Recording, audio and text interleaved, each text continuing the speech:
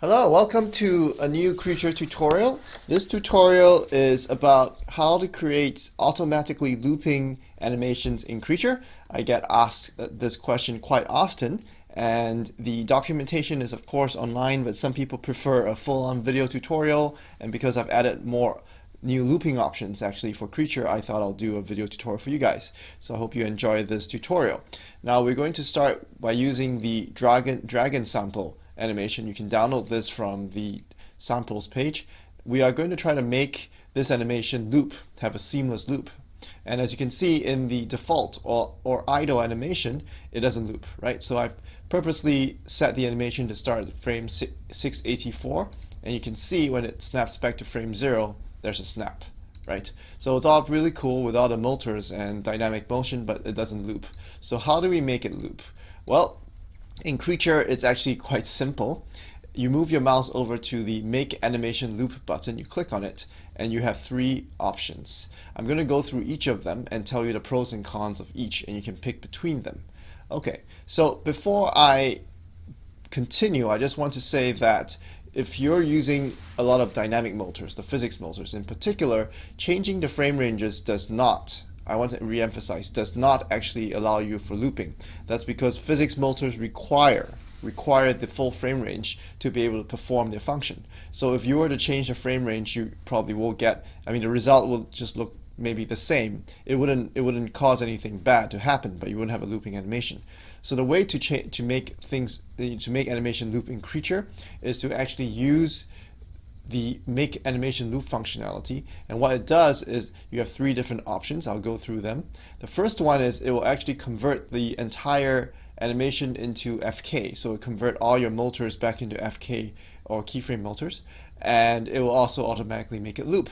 So let's give it a go. All right, so what you do is you click on the first option, and then it will say blend frames. This tells you how many frames the looping will blend into. The higher number of frames, the more it blends, but it won't be as direct as lower numbers of frames. Okay, you click OK. All right, so let's see what we get. And you can see we're looping, right? Let's start again. Let's go to 684.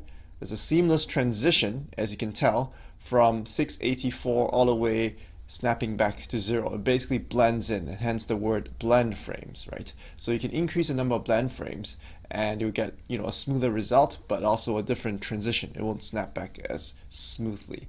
Okay, so that is the way to do it if you're okay with converting to FK motors. But what if you're not? What if you actually want to preserve? I've just reverted back, by the way, undoed. So what if you want to use your physics motors and still have looping? You don't want to convert to FK. Is there an option? Of course there's an option. That's why we're using creature.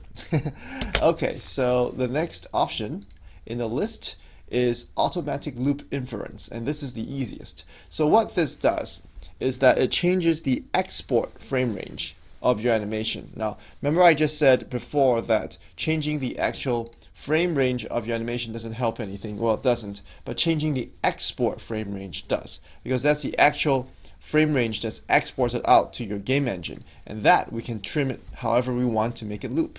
All right, so this is what this functionality does. If you click on auto loop inference for game engine export, it's going to, well, let's see what happens. Click on it.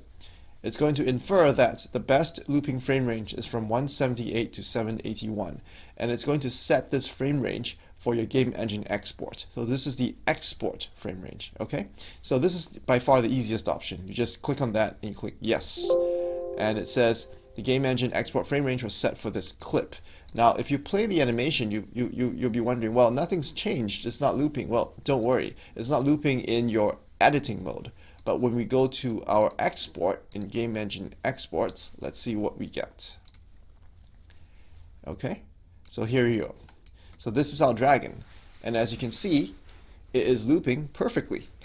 Why is that? Well, the reason is because the frame ranges have changed, the export frame ranges. So when you move your mouse over to frame ranges, click on that, you can see that it's actually from 178 to 781, right? Just as the auto inference decided. So the auto loop inference is very, very powerful. It automatically can determine what's the best export frame range for you and do it automatically in one click. So I highly recommend you using it if you're not sure what you're doing or you have no time, you just want the best looping animation. Click on that, you're done. And then as you can see in our game engine export, the dragon is looping perfectly. Okay?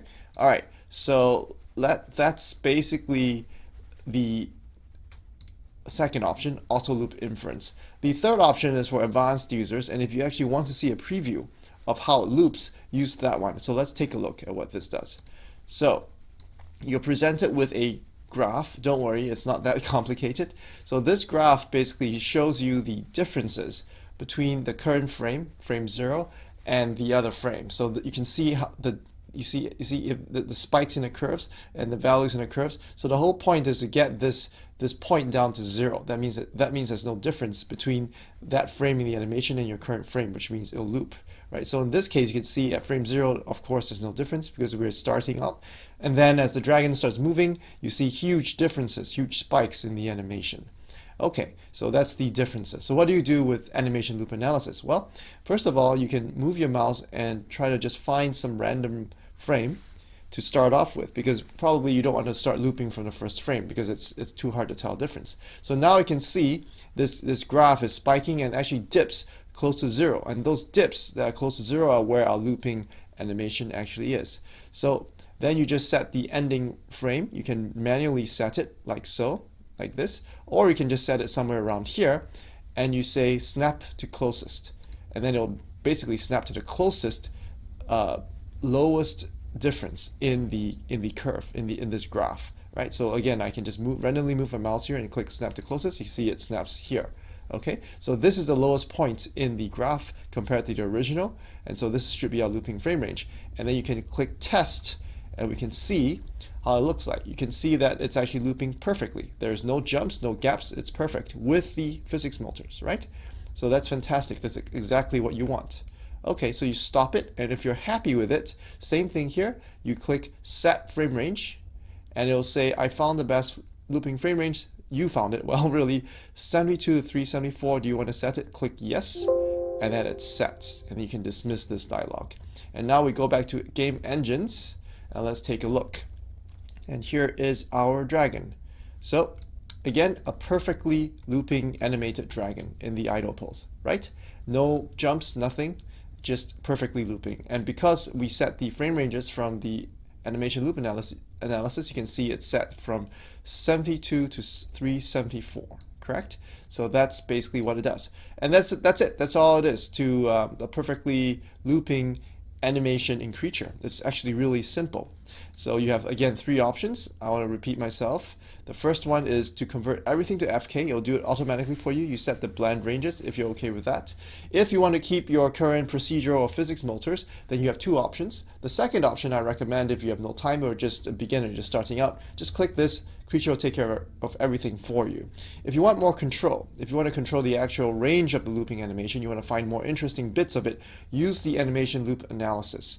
And that's all it is. I hope these 3 very powerful options will allow you to construct perfectly looping animations very easily in Creature using the procedural motor system. Thanks for watching and happy animating.